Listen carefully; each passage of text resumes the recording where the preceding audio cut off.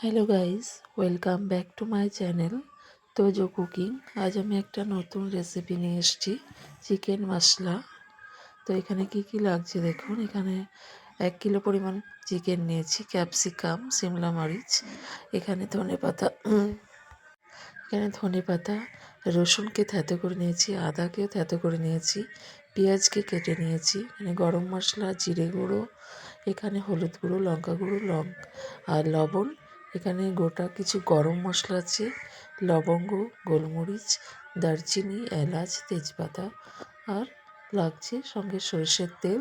তার সঙ্গে লাগছে আপনার একটা মশলার পেস্ট, কাঁচা লঙ্কা, আদা, রসুন, পেঁয়াজ একসঙ্গে একটা পেস্ট করে নেওয়া হয়েছে। এই মশলাটা যেটা যখন ওটা ভাজা হয়ে আসবে তখন ঢেলে দেওয়া হবে।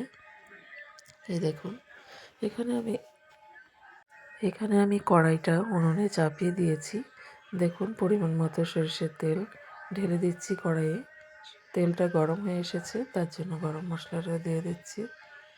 এখানে নাড়াচাড়া করে নিতে হবে। এটা ভাজা হয়ে আসলে এখানে যে পেঁয়াজগুলো কাটা ছিল সেগুলো দিয়ে দিচ্ছি। পেঁয়াজটা ভাজা হয়ে আসলে আদা থেঁতো, রসুন থেঁতো এগুলো দিয়ে দিচ্ছি। ভালো মতো করে এটা নাড়াচাড়া করে নিতে হবে। তারপরে যে পেস্ট বাটা ছিল সে বাটা মশলাটা দিয়ে দিচ্ছি। সম্পূর্ণ মশলা একে একে দিয়ে দেব। টমেটো কাটা ছিল সে টমেটো কাটাটা দিয়ে দিচ্ছি।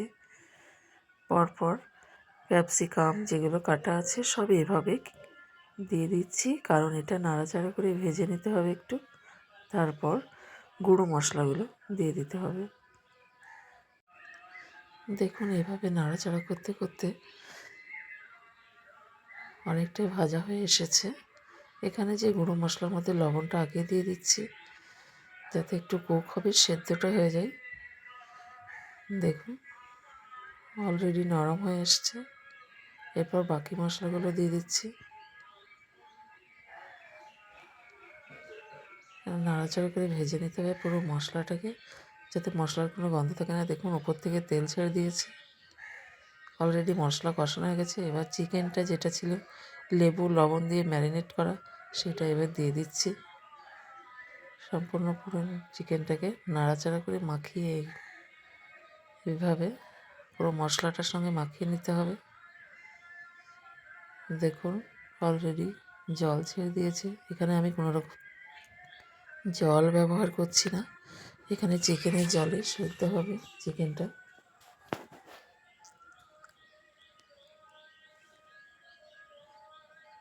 দেখুন, এখান থেকে জল ছেড়ে তেল হয়ে এসছে, ওপর থেকে তেল ভাসছে, তার মানে চিকেনটা কষা হয়ে এসছে। অলরেডি চিকেনটা দেখুন তেল ছেড়ে দিয়েছে। এখানে আমি একটা জায়গায় ঢেলে নিয়েছি। এইভাবে আপনারা চিকেনের রেসিপি বানিয়ে খেতে পারেন। দেখুন, এটা মশলা চিকেন।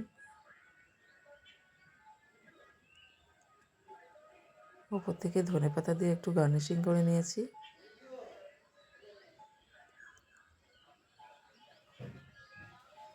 খুব সুন্দর হয়েছিল খেতে। আপনারা চাইলে এভাবে বানাতে পারেন। আগামী রেসিপিতে দেখা হচ্ছে।